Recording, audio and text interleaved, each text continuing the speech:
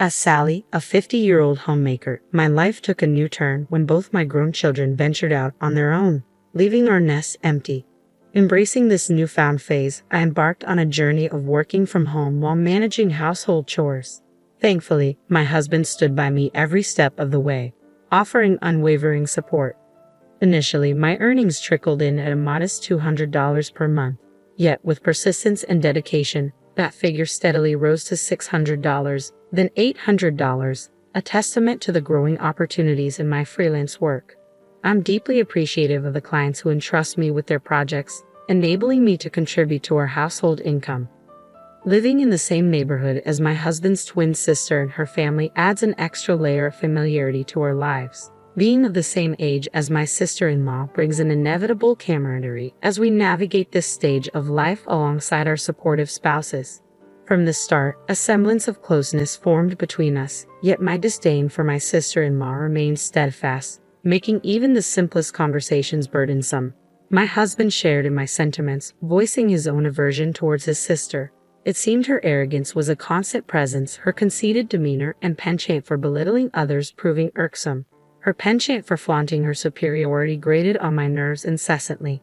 In her home resided her bedridden son, my nephew Tommy, aged 24.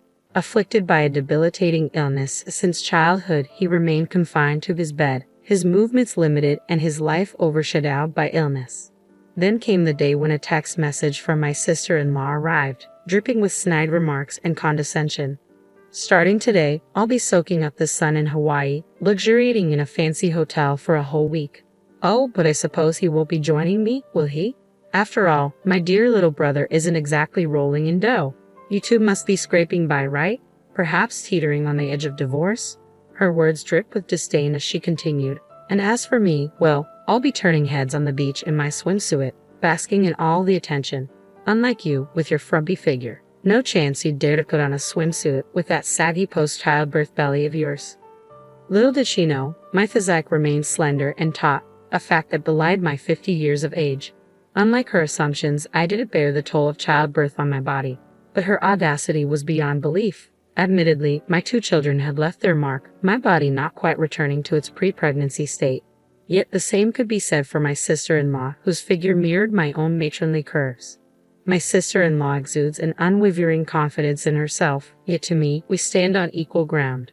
Perhaps if she possessed exceptional beauty and flawless physique, her remarks might hold less sting, but why must I endure such comments from her?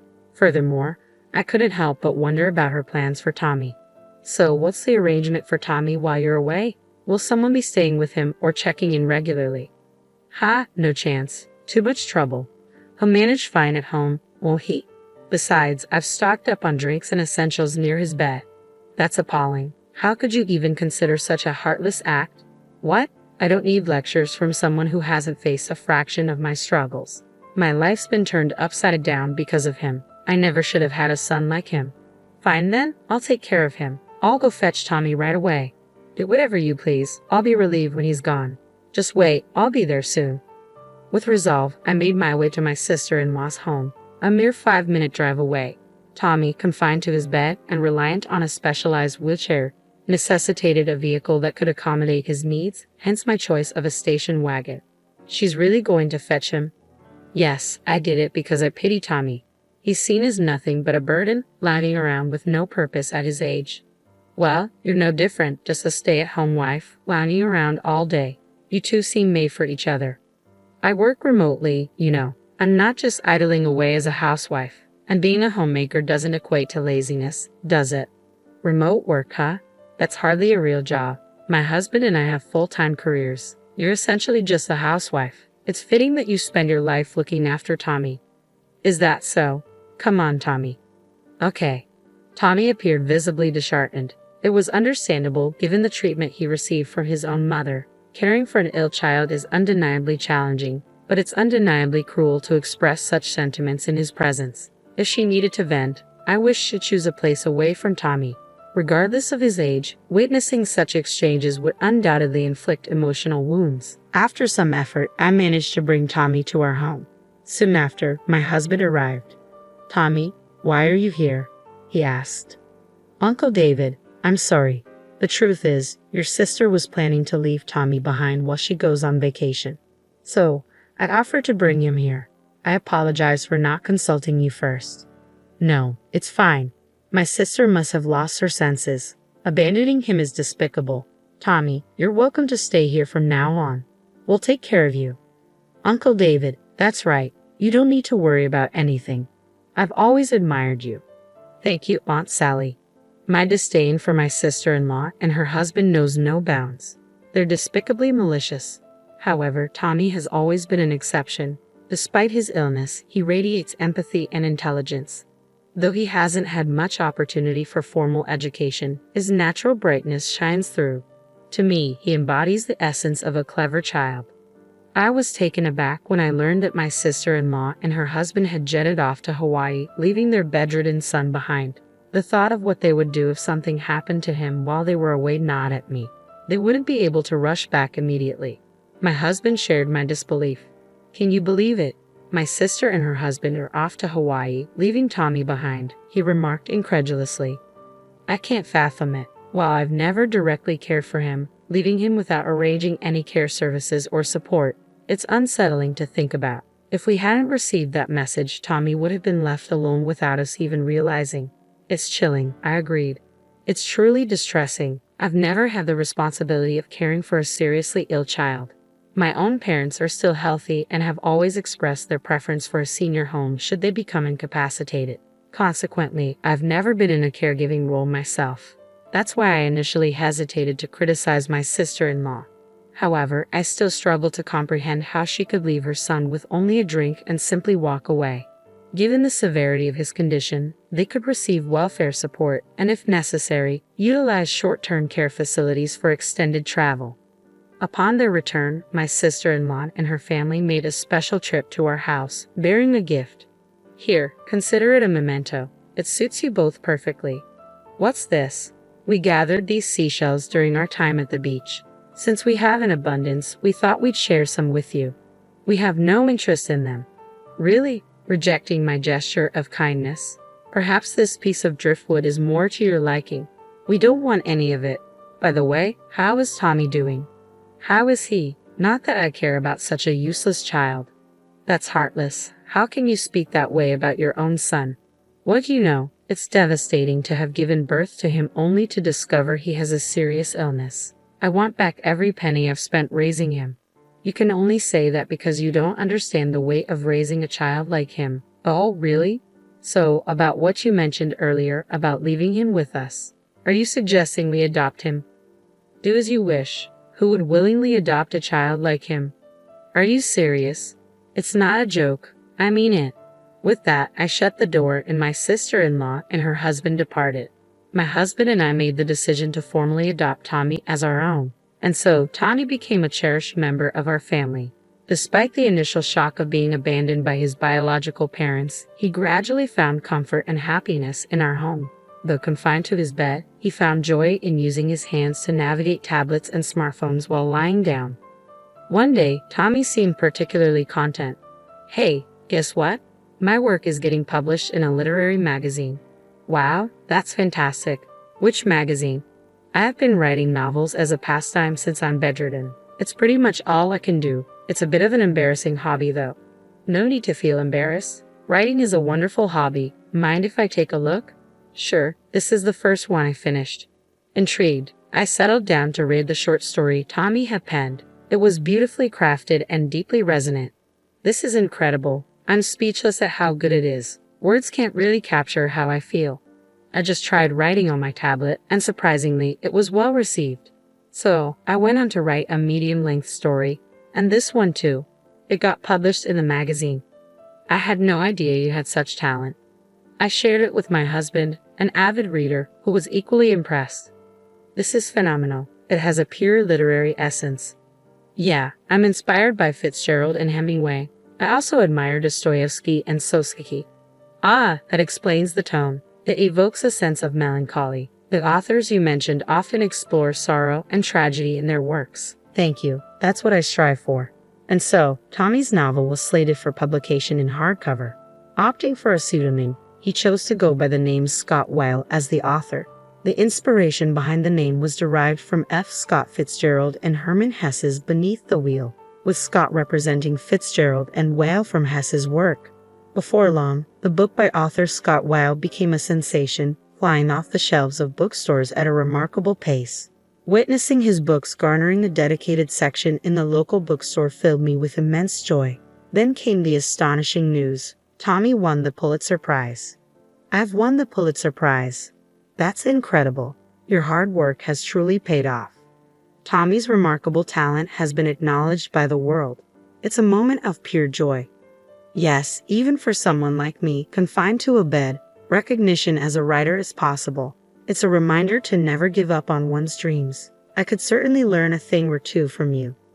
A press conference was organized, though we weren't invited. Tommy couldn't take the stage. His condition required him to remain seated in a specialized wheelchair with his upper body securely strapped. I wheeled him into the venue, noticing his tense demeanor and nervous expression. Eventually, the press conference commenced. I, Scott Weil, am an author confined to my bed.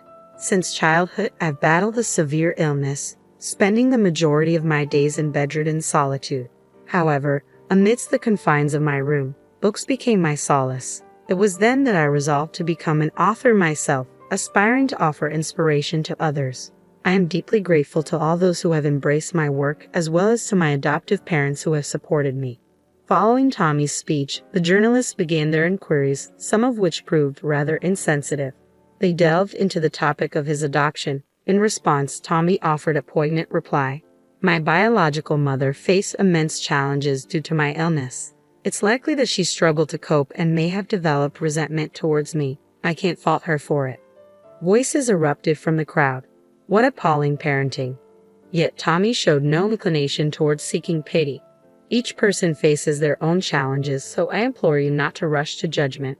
Please, I ask for your understanding. Once everything concluded, my husband and I assisted Tommy into the car.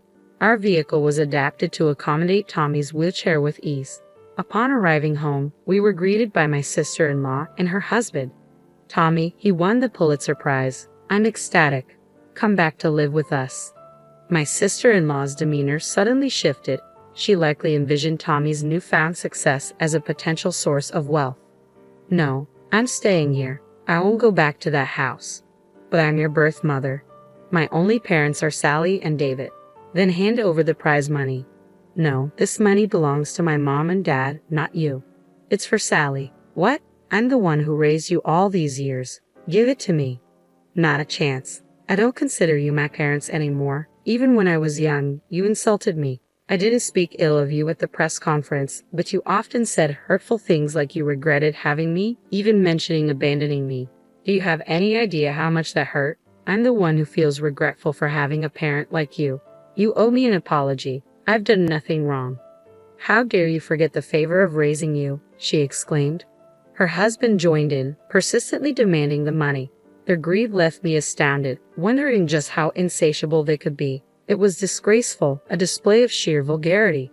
Despite boasting about their stable jobs and financial security, their behavior seemed utterly foolish.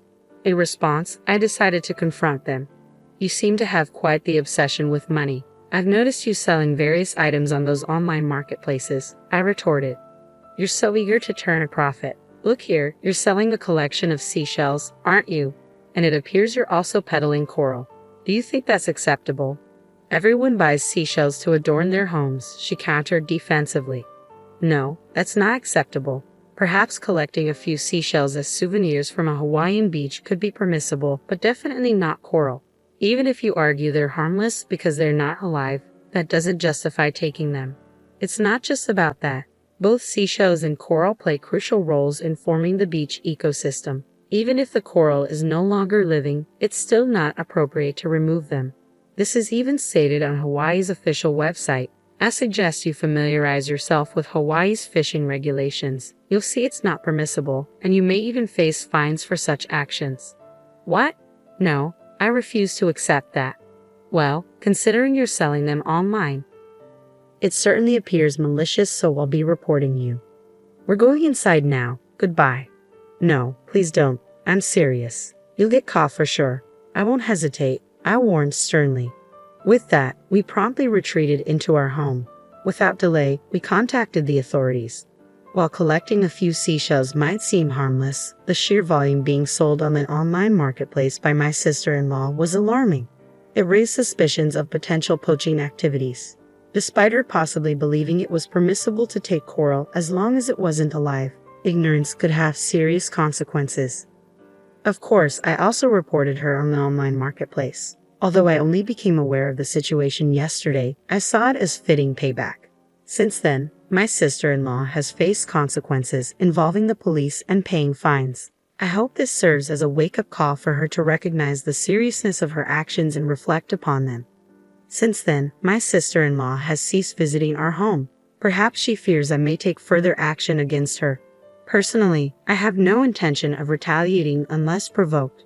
However, I prefer to avoid interactions with my sister-in-law.